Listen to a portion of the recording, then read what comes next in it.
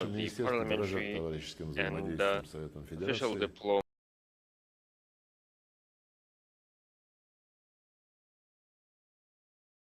We treasure our ties and appreciate our ties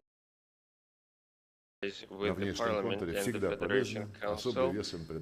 We have been always effective in working together in our foreign relations, and senators understand what the people need in the regions that you represent. And I believe that this feedback is very important because the priority for our diplomacy, as set forth by the foreign policy concept approved in March 2023 by the President of the Russian Federation, it consists of creating a favorable external environment for facilitating development within the country, improving the well-being of the people in the country. The President has articulated a number of forecasts, and he predicted the way international relations would develop, including during the Munich speech. He talked about the multipolarity on the march in the world. We have been long speaking about this, and today more and more countries share this vision with us, and some Western elites also start to understand this. They used to view a multipolar world order as a challenge to their privileged status, but we all heard how President Trump accused his predecessor, Biden, for undermining the faith in the dollar and pushing BRICS countries for finding alternative payment platforms. And the current president saw this trend not only within BRICS, and not only Biden is to blame, and not only sanctions are to blame, and the current leader of the United States was not pressed to cancel these sanctions, by the way.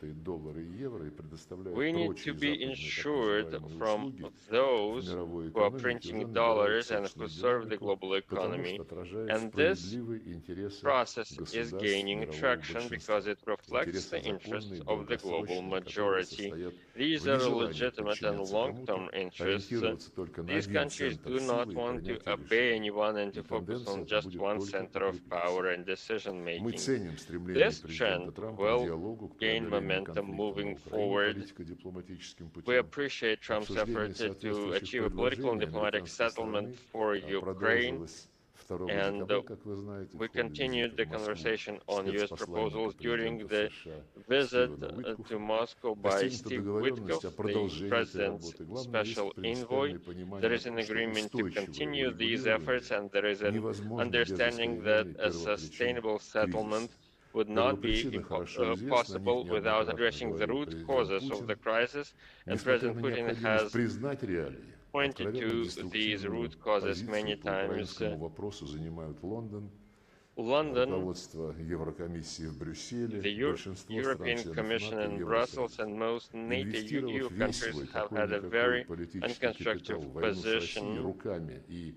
They have been investing their political capital in waging war in Russia through their Ukrainian proxies, and they have this illusion of defeating our country one way or another. But our president said that we would never think of going to war with Europe, but if there are European military contingents in Europe or hardware, we will respond, and we are ready to respond already. Russian diplomacy understands what's at stake and seeks to support the president's effort in terms of ensuring our external security, as well as defending our compatriots, which includes the right to religion and the Russian language.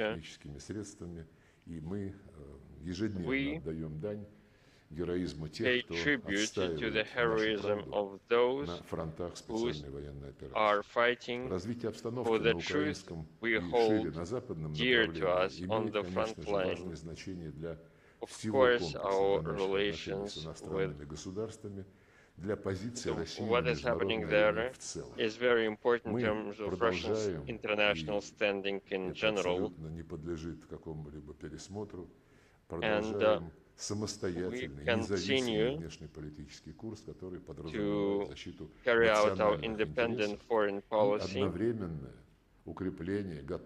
and we seek to step up mutually beneficial ties with anyone who is ready to work on an equal footing based on the universally recognized principles of international law. Other countries representing the global majority have the same policy. India is a good example in this regard. It seeks to maintain relations with all the sides, and it focuses on its domestic agenda in its foreign policy. Our two countries have converging goals and objectives, as confirmed during President Putin's visit to New Delhi and his talks to Prime Minister Modi in the Indian capital last week. Our priorities include stepping up strategic partnership and alliance with countries in our immediate neighborhood, with CIS countries. We are continuing to promote integration within the Union states. We're building a common single defense space as part of the Security Guarantees Treaty. There was a joint meeting of the boards of the foreign ministries of Belarus and Russia, and during this meeting we agreed to further coordinate our foreign policy efforts and outline specific objectives in this regard. We are developing our ties with Central Asian countries. In the second Russia-Central Asia Summit will take place in Dushanbe. The President of Kazakhstan, Mr. Tokayev, in November signed a declaration on elevating Russia-Kazakhstan relations to a comprehensive strategic partnership and alliance. There was a state visit by President Putin to Kyrgyzstan in late November, and we elevated our relations to an alliance and strategic partnership. There are efforts to promote ties within the CIS and the EAU. There will be this new format, CIS Plus, launched in Dushanbe at the CIS summit. Next year, Russia will be chairing the CSTO and will work closely with its allies in order to reaffirm the standing of this organization in international affairs. If we're talking about Eurasia, Russia-China relations of comprehensive cooperation and strategic partnership are very important. We have our dialogue at the highest level. The leaders of diplomacy, as our Chinese friends say.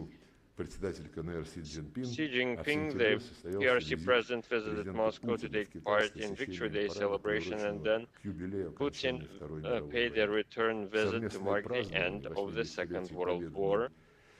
To mark 80 years of victory over German Nazism and Japanese militarism, we shared this anniversary. Our two countries played a decisive role in these victories. Today, Moscow and Beijing form a diplomatic tandem which guarantees global stability in a multipolar world order. I believe that our compatriots will appreciate the ability to travel, to benefit from visa-free travel to China. We are developing our partnership ties with Pyongyang, considering that our two countries signed a treaty in the summer of 2024, and we're sincerely grateful to our North Korean friends for helping us liberate the Kursk region from Ukrainian fighters. We believe that our relations enjoy positive momentum in various domains, and we welcome that. We also work together within the United Nations. There are great opportunities in connection with the Treaty on the Comprehensive Cooperation and Strategic Partnership with Iran. We're developing our relations with Turkey and with other countries. So far, Russia has been focusing on the Eurasian continent. We have a number of flagship initiatives to create the Greater Eurasian Partnership as a space of security and cooperation. We are working together with our Belarusian allies on a charter on diversity and multipolarity in the 21st century, and I hope that all the interested countries of the continent we share will join this document. We are working with our African friends to follow up on the decisions of Russia-Africa summits in 2019-2023. Next week, we will have the second ministerial conference of the Russia-Africa Cooperation Forum, and we will be preparing the next Russia-Africa Summit for 2026. We are also seeking to step up our cooperation with Latin American and Caribbean countries. Brazil is our strategic partner in the region and in the world.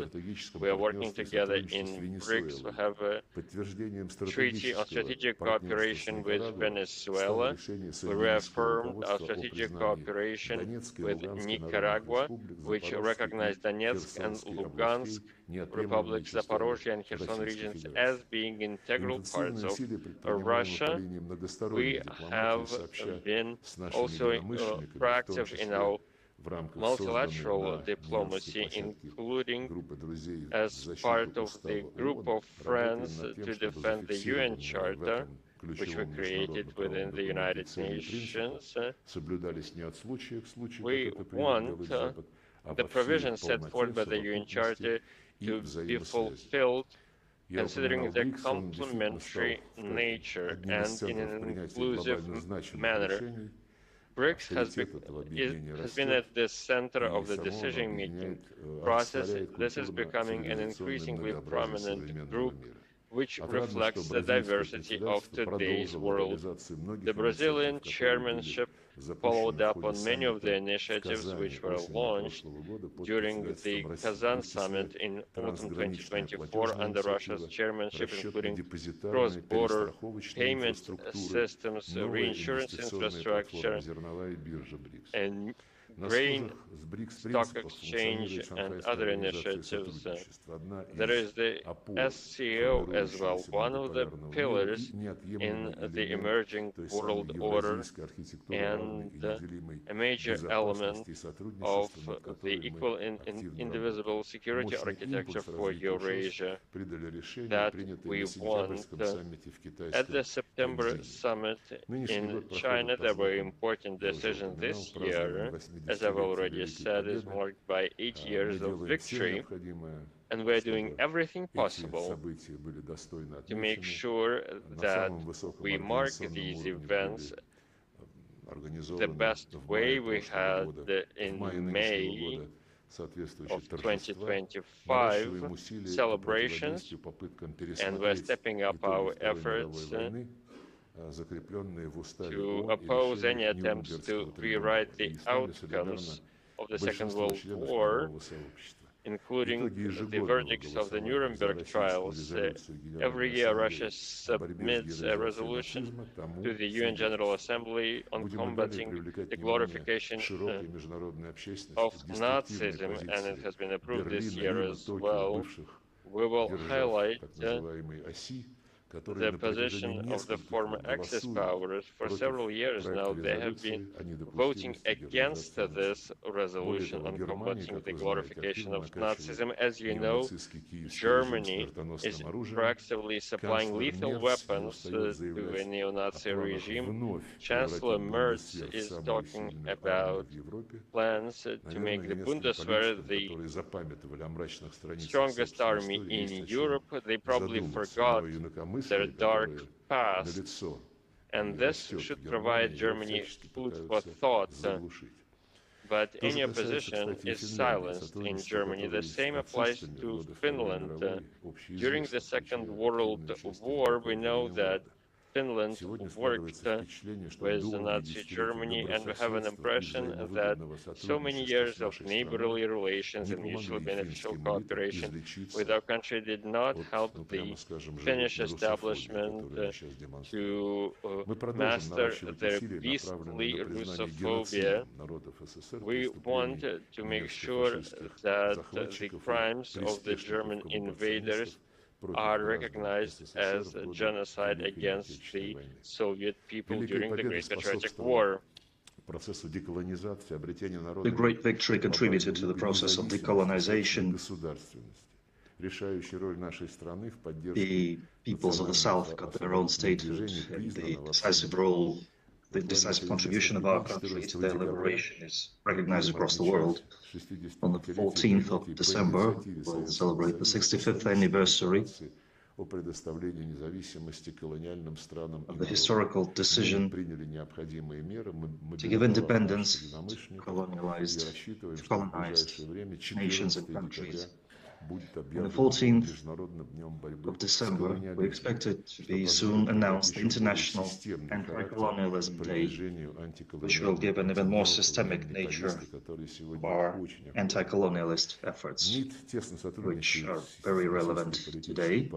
The Foreign Ministry closely cooperates with United Russia, which initiated and plays a leading role in the international movement for freedom of nations, regularly hosting meetings of today's anti-colonialism activists.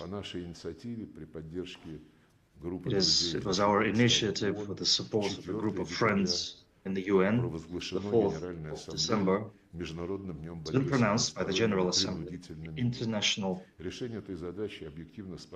Day of Combating Unilateral Measures. Our efforts to shape institutions, logistics and financial institutions uncontrollable by the West, with all the turbulence of the international arena, we make great efforts to unite the international community in fighting trans-border challenges and threats. In October, in Hanoi, a UN Convention against cyber crime was signed, the first universal international treaty on preventing the use of international technologies in malicious deeds. Countering any forms of discrimination is also one of our priorities. We keep working on consolidating a multi-confessional, multinational Russian world, protecting the positions of the Russian language and the cultural legacy of our country. We pay special attention to implementing our President's decree on providing humanitarian support to individuals who share the traditional Russian spiritual values. And we have received invaluable support from representatives of traditional Russian confessions. We also use the potential of cultural diplomacy. This year, Russia successfully hosted the first international song contest Intervision, aimed at bringing up young people in the spirit of previous generations. We work with our international partners to make this competition, the song contest, annual. Of course, we pay great attention to intermunicipal cooperation. We do presentations of Russian regions on the venue of the Foreign Ministry of the Russian Federation, and these presentations enjoy great popularity among country ambassadors. We also developed the practice of holding inter-regional forums with a whole number of states, mostly our partners in the CIS and other blocs. Dear colleagues, the international policy approved by the President is strategic and long-term and aims to realize large-scale state goals. It's important that in today's pivotal moment of global development, our initiatives are supported by leading political powers of the country and enjoy understanding among citizens. This gives our efforts stability and boosts our country's authority, reputation in the world. In conclusion, once again, I'd like to emphasize our commitment to joining our efforts with lawmakers and the Federation Council in boosting the positions of the Russian Federation as one of the biggest states in the world, Eurasia, and one of the centers of the emerging world order. Thank you, Minister Lavrov, for a very rich presentation, highly professional as usual.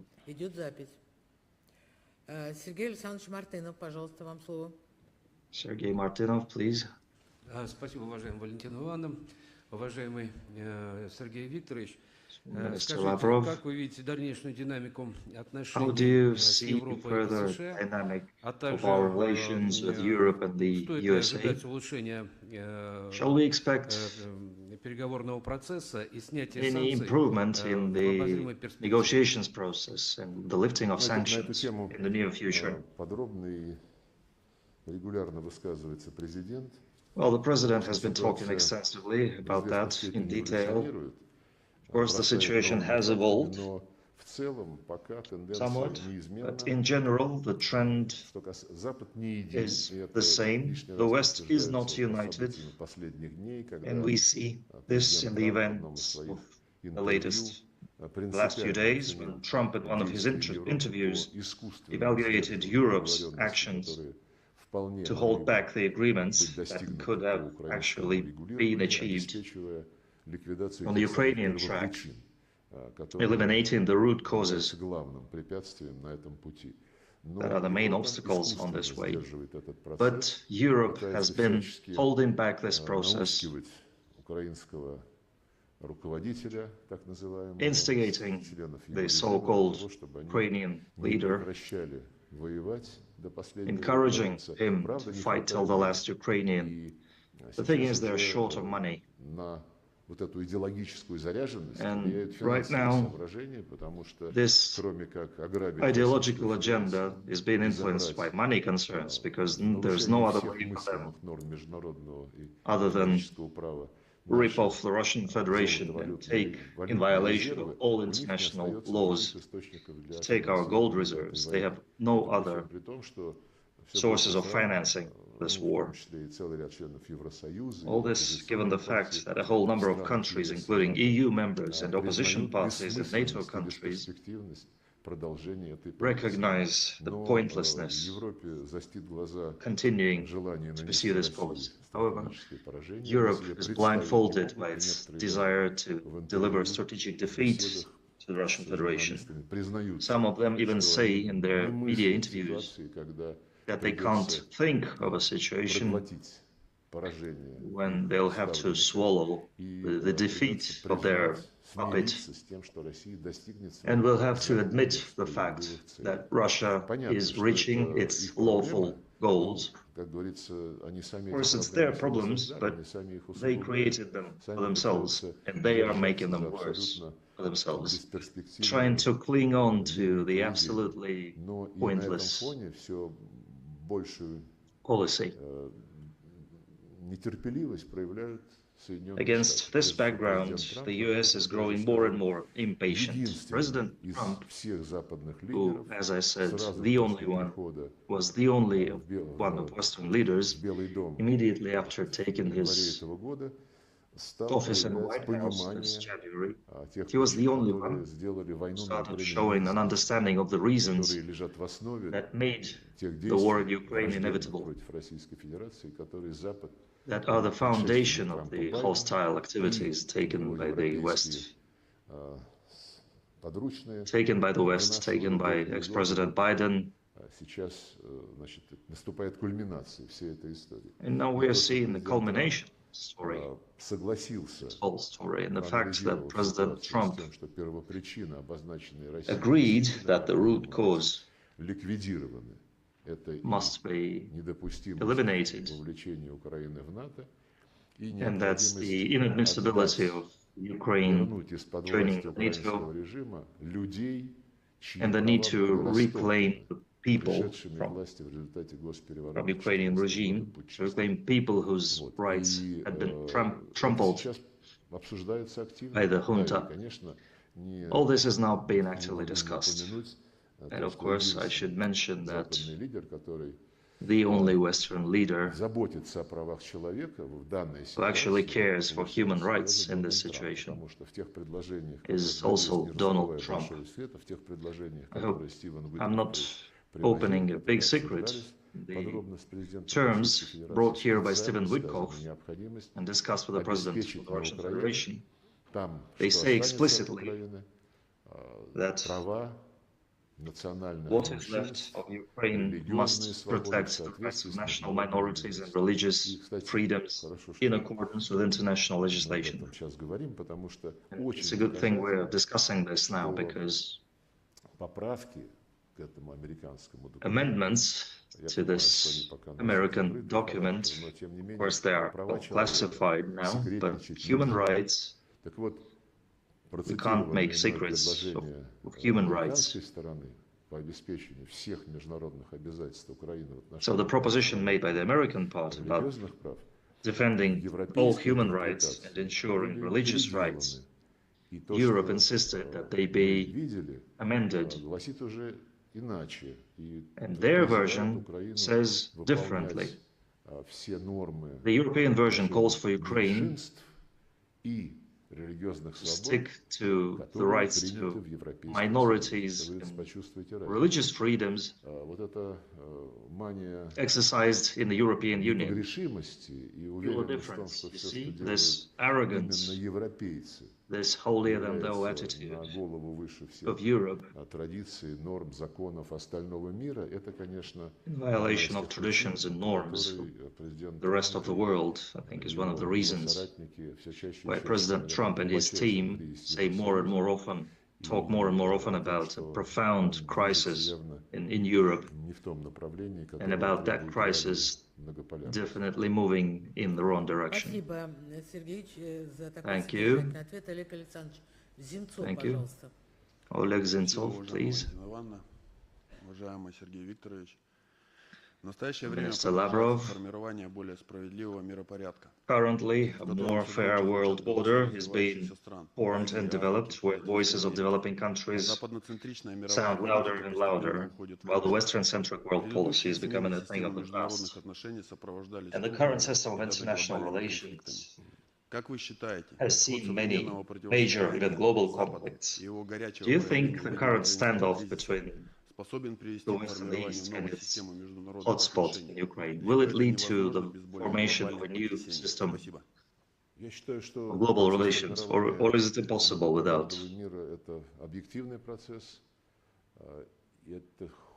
global phenomena? I think it's an objective process. It's the progress of history, it's the result of economic development. You see, when decades ago, soon after World War II, especially after the end of the Cold War, when the West was touting ideals of globalization, in the spirit of Fukuyama's end of history, they were saying that only liberal values will be commonly accepted across the world, and there will be no competition and no alternative to that across the world. And those instruments of globalization were touted and pushed forward across the world, not as just Western standards, but as global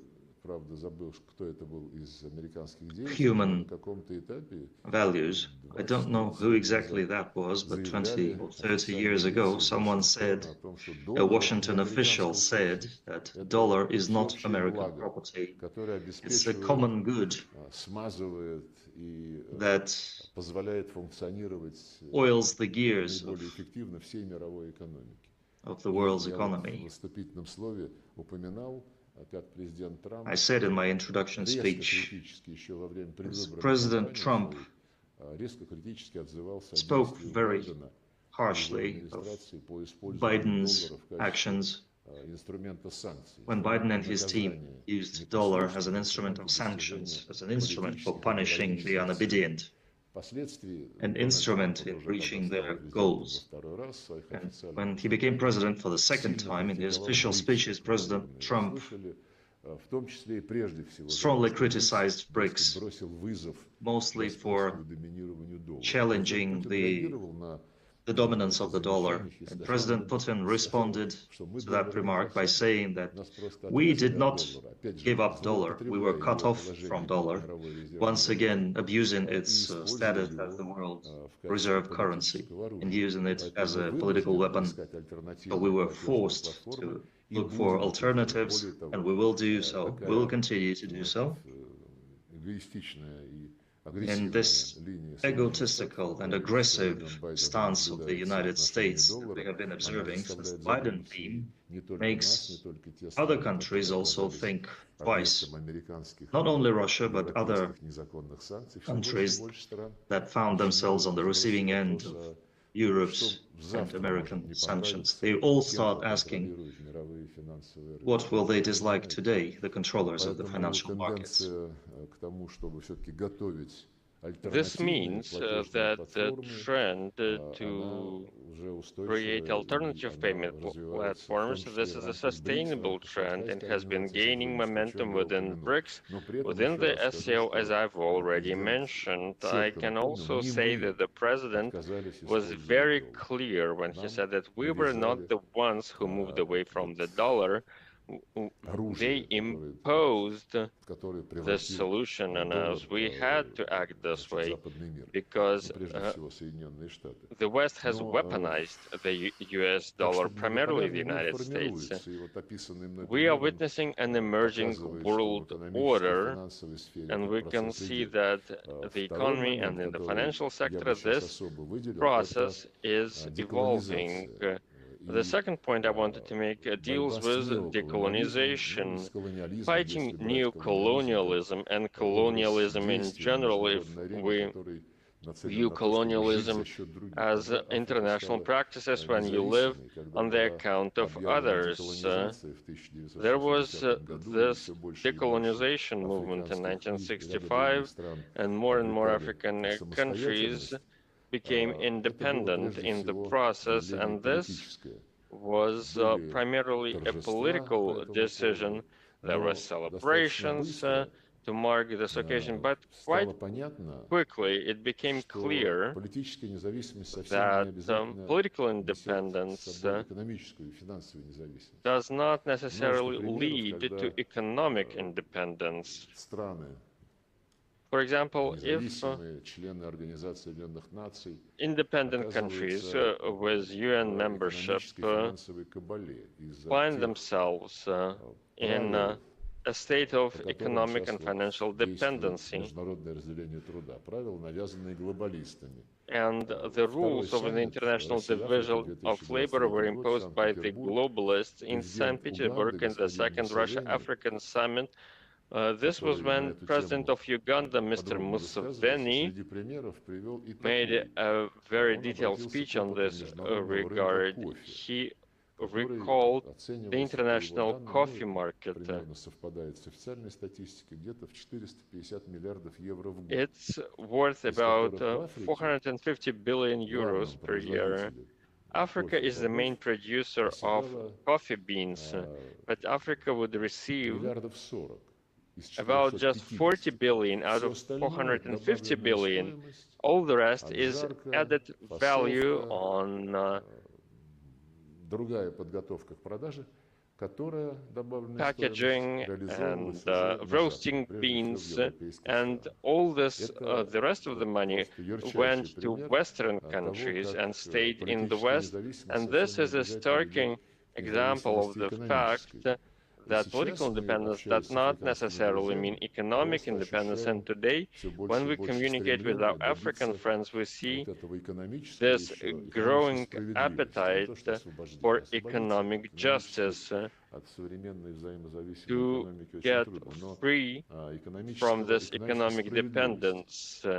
They want economic justice, even if achieving it can be quite challenging. So this is Africa's second awakening in fighting for its interests in the global economy. There are many examples of this kind in Latin American and Caribbean countries in their community. With the arrival of President Lula to power in Brazil, he initiated a debate on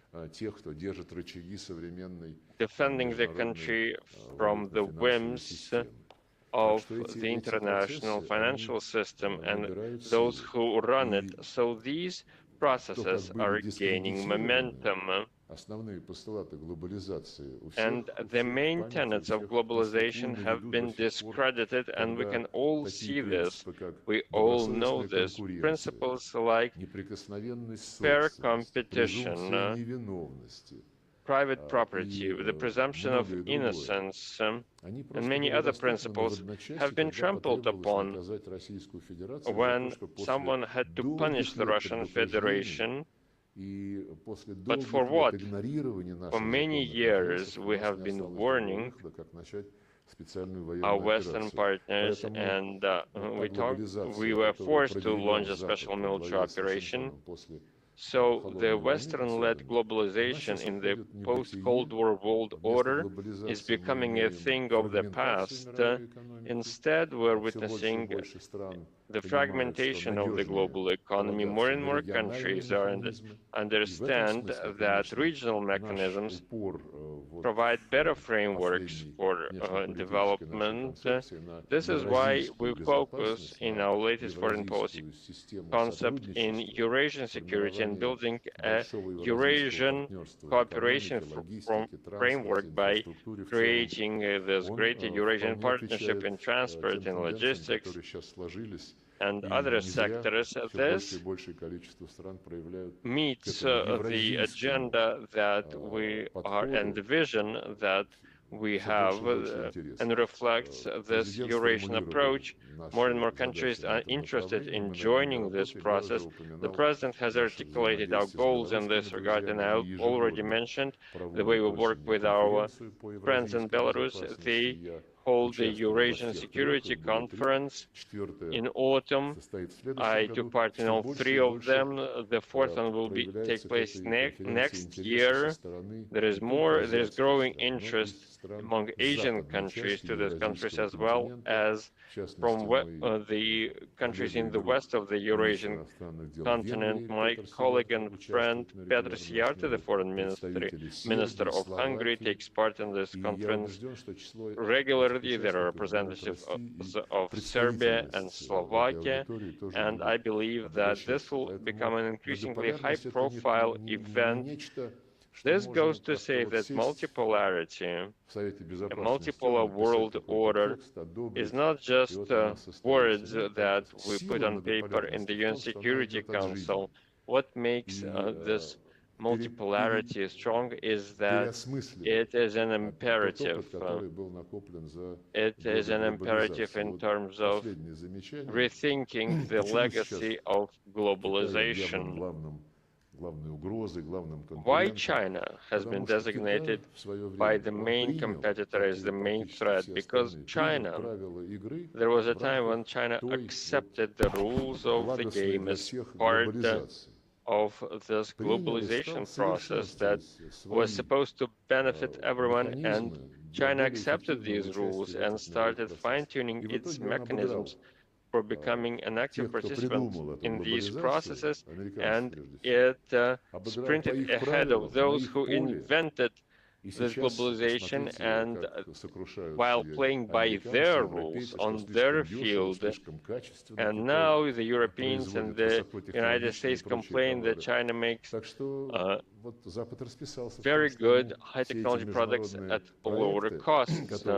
So all these international projects that were advertised as common good, their sole purpose is to benefit from them. Everyone remembers this. So, regardless of all the challenges in terms of moving away from this old system, there is the IMF, the WTO, the World Bank, but still this process is underway. And when we define new cooperation frameworks, no one wants to close the IMF, the WTO, the World Bank. At the same time, there is a process to reform these institutions, but it's not about real reform. BRICS and SCO countries and the global majority in general want the norms in these institutions to comply with reality, so that the voting rights the global south has reflects its economic weight. The United States has been standing in the way of reforming the quota system. They have been pressuring sovereign states in order to maintain veto rights on any decisions taken by the IMF. During the Biden administration, this resulted in unimaginable figures in terms of the funding that was sent to Kyiv. The WTO, once again, China has been winning and overcoming its rivals on the international market. This is why Washington has been preventing the WTO from filling vacancies in its dispute resolution mechanism. So all these cases that have to be resolved according to WTO rules cannot be resolved. I would call for reasons. So when we pursue reforms within the global financial institutions, I would suggest to have a plan B. You always need a plan B. Thank you so much. Ms. Nikanorova, please. Thank you so much, Ms. Matvienko. Mr. Lavrov, I would like to thank you for the Foreign Ministry's contribution to resolving the Ukraine crisis and prioritizing human rights. My question is about the information sector. There is this information blockade by the West. The global media space is filled with misleading information about Russia and the special military operation, and in this connection, we probably need to do more to spread more verified and accurate information about Russia. This is what Sputnik and RT do. Are there any plans to expand the existing mechanisms or create new ones in this domain? Sputnik and RT, indeed, they are foreign language media outlets, but they also offer their content in Russian, so countries with large Russian diasporas, these networks also offer their programming in Russian. But what matters the most, as you said, are foreign nationals who are being misled, tricked and fooled, if I may say. They face these false narratives, as we say today. And of course, media outlets, international media outlets. You've mentioned two major ones that are international brands. This is why they face so much backlash.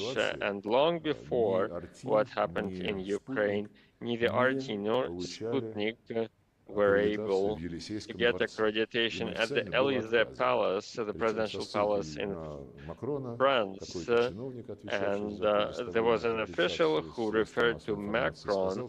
This official was in charge of accreditation. He said that we believe that you're not a media outlet, but a propaganda tool. That was it. And I've raised this issue on several occasions with my French colleagues, and I think that the president even told President Macron about this. We're being accused of distorting facts without ever providing any evidence to back these claims. In this regard, we need to do everything to support our broadcasters, which of course are a minority in the global media sector, and we need to support Western media outlets that are becoming increasingly reasonable. There are media outlets of this kind. They must be able to draw conclusions independently, and there are those who are capable of doing this, but we also need to work on the diplomatic front to achieve the truth, and we already know what happened in Bucha.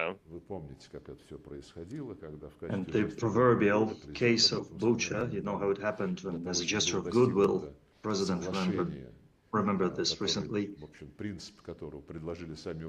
to push forward agreements that had been proposed by the Ukrainians, but the Ukrainians were banned by Boris Johnson from continuing the negotiations in 2022. And when there was still hope that an agreement could be achieved, as a gesture of goodwill, we pulled our troops from the suburbs of Kiev in Bucha.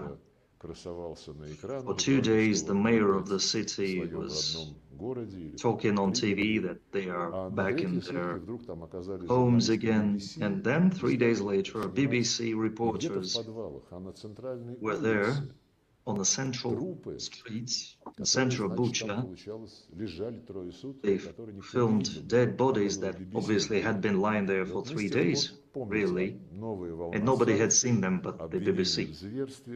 And then there was the new wave of sanctions, accusations of atrocities, and ever since, for 4 years, we've been trying to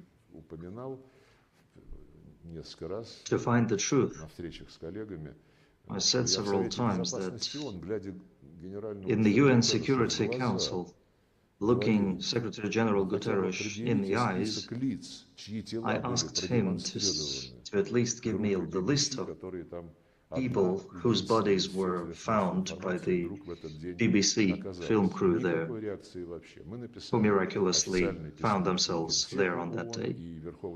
We wrote official letters to the European Commissioner on Human Rights, and there's an establishment there especially created for Ukraine, but we didn't get any answer.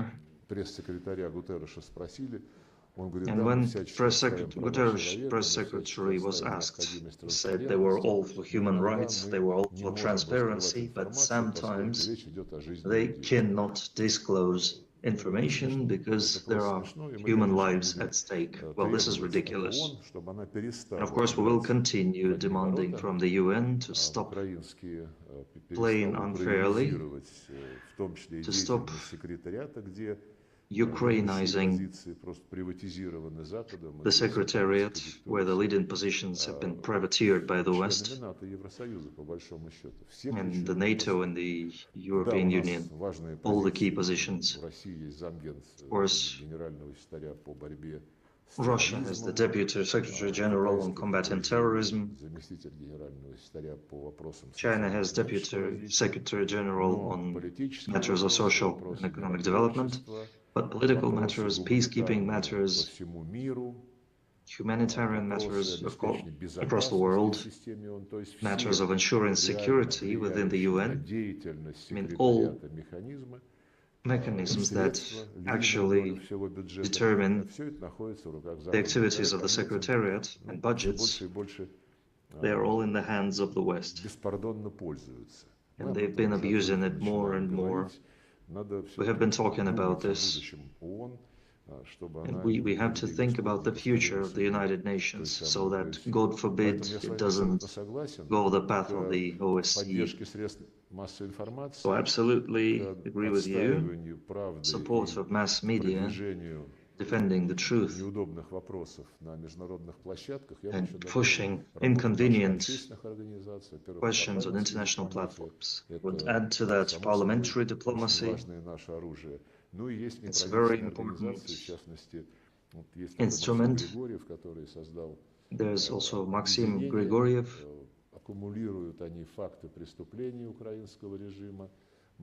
His organization and his team accumulates the atrocities and crimes perpetrated by the Ukrainian regime. We have taken them to OSCE, and his efforts, all these facts, are becoming increasingly harder to ignore. Thank you. Dear colleagues, just постоянно ежедневная лживая информация киевского режима о положении дел на фронте, на линии соприкосновения. У них каждый день перемога. По телевизору, если смотреть украинские СМИ, каждый день у них перемога.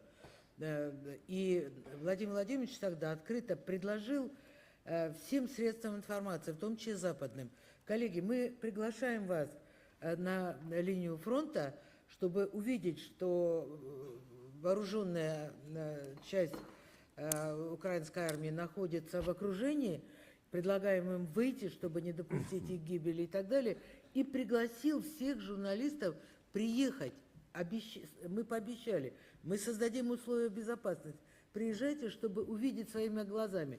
Хоть одно западное СМИ откликнулось, но они же у них ценность, в кавычках, по нынешним временам, свобода слова, информации, никто не откликнулся. Дважды наш президент предлагал такую возможность. Приезжайте и посмотрите своими глазами. Вот и правда. Спасибо. Андрей Анатольевич Шевченко. Спасибо, уважаемый Валентин Ивановна, уважаемый Сергей Викторович. Minister Lavrov, В связи с фрагментацией международного сотрудничества due to the fragmentation of international cooperation in the Arctic, including Russia's withdrawal from the Barents region, and the weakening of the Arctic Council in general, what alternative mechanisms of multi-format cooperation does Foreign Ministry see to ensure stable development of the region and to defend Russia's interests in the region? Well, the Arctic Council still retains its mechanisms, and Western members of this once central structure, that was once central to defining the policy, the higher latitudes, they understand that the collapse of the Arctic Council is undesirable, especially considering the real technological and political positions our country holds in the Arctic. So they refused to meet